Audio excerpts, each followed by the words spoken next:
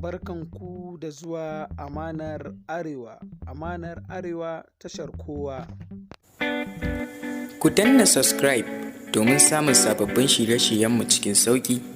Sannan ku danna ƙararrawar sanarwa don sanar da ku da zarar mun ɗora bidiyo. Mun gode.